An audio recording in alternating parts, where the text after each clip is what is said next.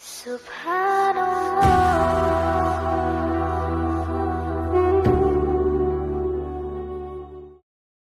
دیکھیے، جس طرح کوئی شخص ارادتاً جان بوجھ کر کسی کام کے کرنے یا نہ کرنے کی قسم کھائے، اس سے قسم منعقد ہو جاتی ہے، اسی طرح اگر کوئی شخص بھولے سے کسی کام کی قسم کھا لے، کسی کام کے کرنے یا نہ کرنے کی قسم کھا لے، اس سے بھی قسم منعقد ہو جائیں گی۔ اسی طریقے سے اگر کسی شخص نے کسی کو مجبور کیا قسم کھانے پر، تو بھی قسم منعقد ہو جائیں گی۔ جیسے ارادتاً قسم کھانے سے، جان کر قسم کھانے سے قسم منعقد ہو جاتی ہے، ایسے ہی بھولے سے قسم کھانے سے بھی قسم منعقد ہو جاتی ہے۔ اسی طریقے سے مجبور ہو کر بھی قسم کھانے سے قسم منعقد ہو جاتی ہے۔ تو گویا قسم کھانے کی 3 صورتیں ہو گئی کہ ارادتاً قسم کھانا، بھولے سے قسم کھانا، یا مجبور ہو کر قسم کھانا۔ اسی طرح قسم ٹوٹنے کی بھی 3 صورتیں ہیں۔ ایک ہے کہ قسم کھانے کے بعد انسان جان بوجھ کر ارادتاً قسم توڑ دے، اس کی وجہ سے بھی کفارہ لازم ہوگا۔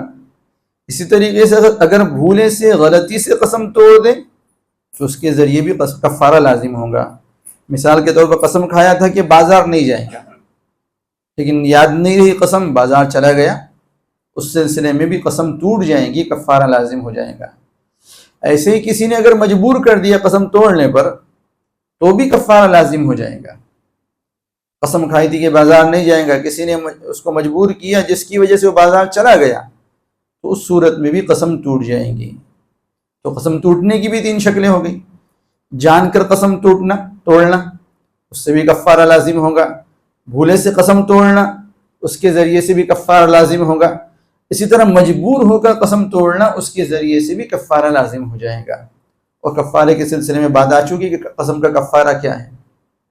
قرآن کریم میں اللہ نے فرمایا کفارتہ اطعام 10 مساکین من اوسط ما تطعمون اہلیکم، کہ قسم کا کفارہ یہ ہے کہ 10 مسکینوں کو ویسا کھانا کھلانا، وہ درمیانہ کھانا جو گھر والوں کو کھلایا جاتا ہے، اسی طرح کا درمیانی کھانا کھلانا، یا 10 مسکینوں کو کپڑا پہنانا، یا 3 دن مسلسل روزے رکھنا۔ اگر کھانا نہیں کھلا سکتے، کپڑا نہیں پہنا سکتے تو 3 دن لگاتار روزے رکھنا، یہ قسم کا کفارہ ہے۔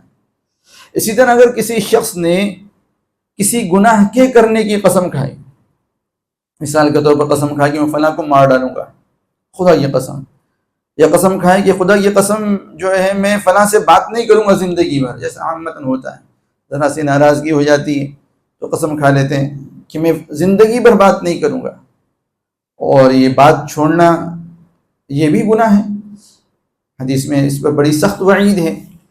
تو اگر کسی نے کسی گناہ کے کرنے کی قسم کھا لی تو اس کے لیے ضروری ہے کہ قسم توڑے، کفارہ دے، قسم توڑے۔ مثال کے طور پر قسم کھائی تھی کہ میں بات نہیں کروں گا، تو بات کرے اور اپنی قسم کا کفارہ دے۔ یہ تو گناہ کا کرنا بڑی بات ہے۔ اگر کسی ایسے کام کی قسم کھا لی جس کا کرنا بہتر تھا، اس کے نہ کرنے کی قسم کھا لی، تو بھی حکم یہ ہے کہ قسم توڑ دی جائے اور کفارہ دیا جائے۔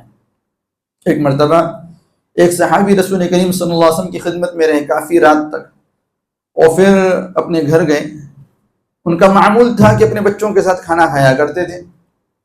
جب گھر پہنچے تو دیکھا کہ بچے سو گئے ہیں، تو انہوں نے قسم کھا لی کہ جب تک بچے کھانا نہیں کھائیں گے تب تک میں کھانا نہیں کھاؤں گا۔ لیکن پھر بھوک سے پریشان ہو گئے اور اس کی وجہ سے انہوں نے کھانا کھا لیا، اور پھر ساری کیفیت جو ہے آپ صلی اللہ علیہ وسلم کی خدمت میں حاضر ہو کر سنائی کہ میں گھر پہنچا، بچے سو گئے تھے، میں نے قسم کھا لی کہ میں کھانا نہیں کھاؤں گا، اور پھر بھوک کی وجہ سے مجبور ہو کر میں نے کھانا کھا لیا۔ تو آپ صلی اللہ علیہ وسلم بڑے شفیق، بڑے مہربان امت کی حال پر آپ صلی اللہ علیہ وسلم نے ارشاد فرمایا من حلف علی یمین، جس نے کوئی قسم کھا لی، فرآ غیرہا خیرا منہا، پھر جس چیز کی قسم کھائی تھی اس کے علاوہ چیز کو وہ بہتر پا رہا ہے، اس کے علاوہ چیز کو بہتر پا رہا ہے، تو آپ صلی اللہ علیہ وسلم نے ارشاد فرمایا فلیأتی الذی هو خیر، تو چاہیے کہ وہ کام کر لے جو بہتر ہیں۔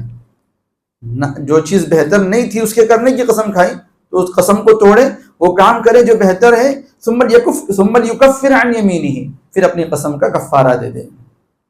تو اگر کسی گناہ کے کرنے کی قسم کھائی تب تو قسم کو توڑنا ضروری ہو جاتا ہے، تب تو قسم کو توڑنا ضروری ہو جاتا ہے اور اس کام کو کرنا ضروری ہو جاتا ہے۔ جو گناہ ہے اس کو چھوڑ کر جو ضروری ہے اس کام کو کرنا ضروری ہو جاتا ہے. جیسے بات چیت کو ترک کرنا گناہ ہے.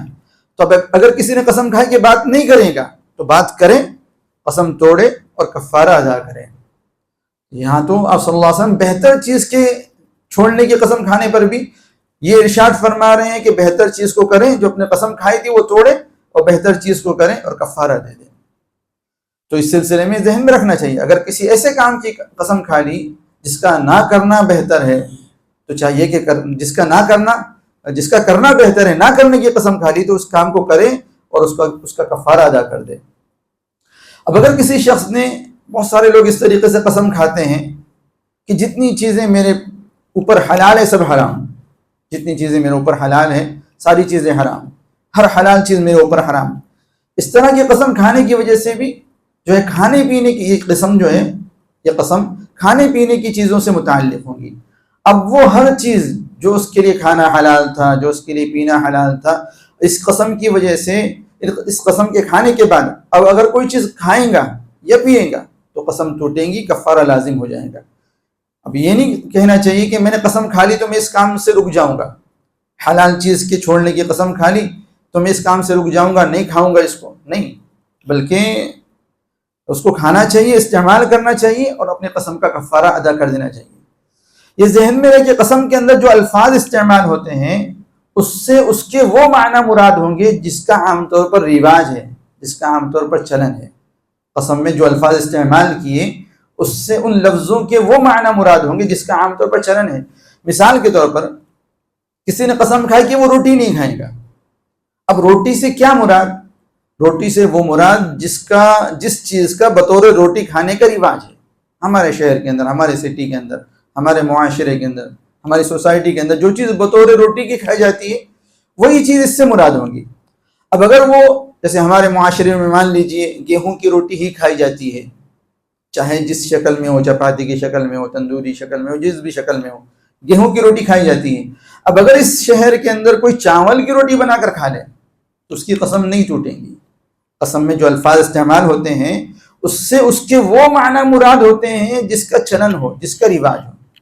ایک اور مثال, اگر کسی جگہ بریڈ بطور روٹی کے یوز نہیں ہوتا, اب اگر کسی نے قسم کھائی کہ وہ روٹی نہیں کھائیں گا اور اس کے بعد اس نے بریڈ کھا لیا تو اس سے حانث نہیں ہوگا, اس کی قسم نہیں ٹوٹیں گی. لیکن اگر کوئی جگہ ایسی ہو جہاں بریڈ بھی روٹی کے طور پر یوز کی جاتی, جیسے ممبئی وغیرہ کے اندر پاؤ ہے, پاؤ استعمال کیے جاتے ہیں, بریڈ کھایا جاتا ہے روٹی کے طور پر, سالن کے ساتھ لگا کر کھایا جاتا ہے, ایسی جگہ اگر کوئی شخص قسم کھائے گا کہ روٹی نہیں کھائے گا اور پھر جو ہے وہ بریڈ کھا لیں گا تو وہاں حانث ہو جائے گا. لیکن جس شہر میں, جس سوسائٹی میں بریڈ کو بطور روٹی کھانے کا رواج نہیں ہے اور کوئی قسم کھا لے کہ میں روٹی نہیں کھاؤں گا اور اس کے بعد وہ بریڈ کھا لے تو اس کی وجہ سے وہ حانث نہیں ہوگا.